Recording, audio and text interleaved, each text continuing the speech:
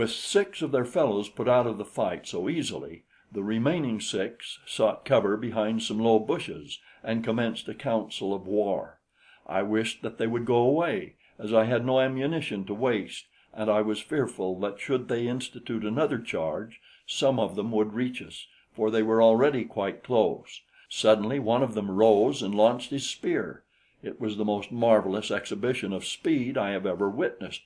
It seemed to me that he had scarce gained an upright position when the weapon was halfway upon its journey, speeding like an arrow toward Ajor, and then it was, with that little life in danger, that I made the best shot I have ever made in my life. I took no conscious aim. It was as though my subconscious mind, impelled by a stronger power even than that of self-preservation, directed my hand. Ajor was in danger. Simultaneously with the thought, my pistol flew to position.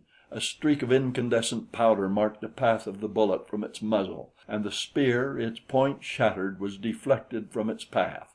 With a howl of dismay, the 6 Band lu rose from their shelter and raced away toward the south. I turned toward Ajor. She was very white and wide-eyed, for the clutching fingers of death had all but seized her. But a little smile came to her lips and an expression of great pride to her eyes.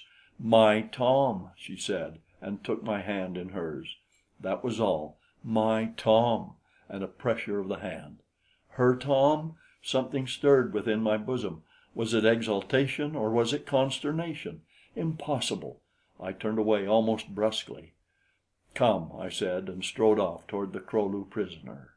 The Kro lu stood watching us with stolid indifference. I presume that he expected to be killed, but if he did, he showed no outward sign of fear. His eyes, indicating his greatest interest, were fixed upon my pistol or the rifle which Ajor still carried. I cut his bonds with my knife. As I did so, an expression of surprise tinged and animated the haughty reserve of his countenance. He eyed me quizzically. "What are you going to do with me?" he asked. "You are free," I replied. "Go home if you wish." "Why don't you kill me?" he inquired. "I am defenseless." "Why should I kill you? I have risked my life and that of this young lady to save your life. Why, therefore, should I now take it?" Of course I didn't say "young lady," as there is no Caspakian equivalent for that term, but I have to allow myself considerable latitude in the translation of Caspakian conversations. To speak always of a beautiful young girl as a she may be literal, but it seems far from gallant. The Kro lu concentrated his steady, level gaze upon me for at least a full minute. Then he spoke again. "Who are you, man of strange skins?" he asked. "Your she is Galu, but you are neither Galu nor Kro lu nor Band lu nor any other sort of man which I have seen before. Tell me from whence comes so mighty a warrior and so generous a foe." "It is a long story," I replied, "but suffice it to say that I am not of Caspak. I am a stranger here, and let this sink in, I am not a foe. I have no wish to be an enemy of any man in Caspak, with the possible exception of the Galu warrior Du-seen." "Du-seen!" he exclaimed. "You are an enemy of Du-seen? And why?" "Because he would harm Ajor," I replied. "You know him?" "He cannot know him," said Ajor. "Du-seen rose from the Kro lu long ago, taking a new name, as all do when they enter a new sphere. He cannot know him, as there is no intercourse between the Kro lu and the Galu." The warrior smiled. "Du-seen rose not so long ago," he said, "that I do not recall him well, and recently he has taken it upon himself to abrogate the ancient laws of Caspak. He had had intercourse with the Kro lu. Du-seen would be chief of the Galus, and he has come to the Kro lu for help." Ajor was aghast. The thing was incredible. Never had Kro lu and Galu had friendly relations. By the savage laws of Caspak they were deadly enemies, for only so can the several races maintain their individuality. "Will the Kro lu join him?" asked Ajor. "Will they invade the country of Jor, my father?" "The younger Kro lu favor the plan," replied the warrior, "since they believe they will thus become Galus immediately. They hope to span the long years of change through which they must pass in the ordinary course of events, and at a single stride become Galus. We of the older Kro lu tell them that though they occupy the land of the Galu and wear the skins and ornaments of the golden people, still they will not be Galus till the time arrives that they are ripe to rise. We also tell them that even then they will never become a true Galu race, since there will still be those among them who can never rise. It is all right to raid the Galu country occasionally for plunder, as our people do, but to attempt to conquer it and hold it is madness. For my part, I have been content to wait until the call came to me. I feel that it cannot now be long." "What is your name?" asked Ajor. "Chal-az," replied the man. "You are chief of the Kro lu?" Ajor continued. "No, it is Al-tan who is chief of the Kro lu of the east," answered Chal-az. "And he is against this plan to invade my father's country?" "Unfortunately, he is rather in favor of it," replied the man, "since he has about come to the conclusion that he is Batu. He has been chief ever since before I came up from the Band lu, and I can see no change in him in all those years.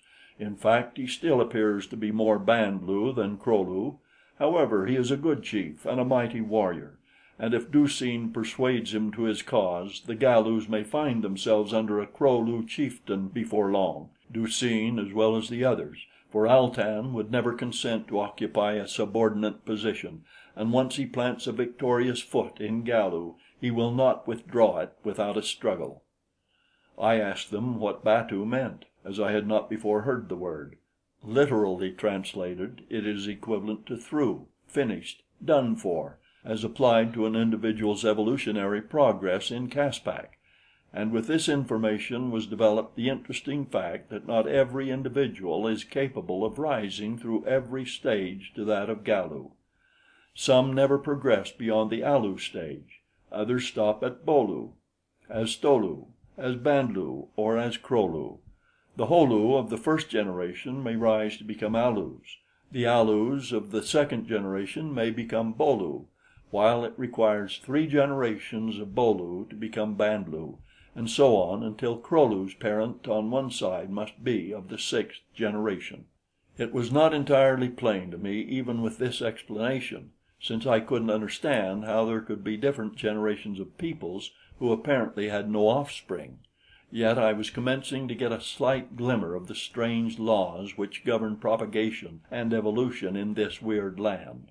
Already I knew that the warm pools which always lie close to every tribal abiding place were closely linked with the Caspakian scheme of evolution, and that the daily immersion of the females in the greenish slimy water was in response to some natural law, since neither pleasure nor cleanliness could be derived from what seemed almost a religious rite.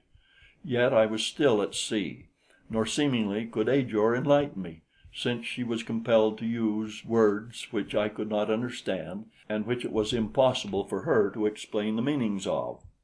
As we stood talking, we were suddenly startled by a commotion in the bushes and among the boles of the trees surrounding us, and simultaneously 100 Kro lu warriors appeared in a rough circle about us.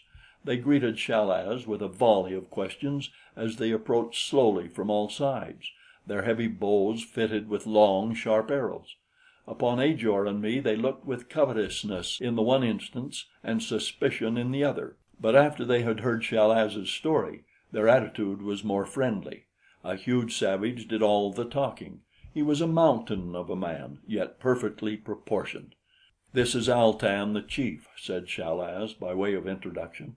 Then he told something of my story, and Al-tan asked me many questions of the land from which I came. The warriors crowded around close to hear my replies, and there were many expressions of incredulity as I spoke of what was to them another world, of the yacht which had brought me over vast waters, and of the plane that had borne me Jo oo like over the summit of the barrier cliffs. It was the mention of the hydroaeroplane which precipitated the first outspoken skepticism, and then Ajor came to my defense. "I saw it with my own eyes," she exclaimed. "I saw him flying through the air in battle with a Jo oo. The Alus were chasing me, and they saw and ran away." "Who is this she?" demanded Al tan suddenly, his eyes fixed fiercely upon Ajor. For a moment there was silence.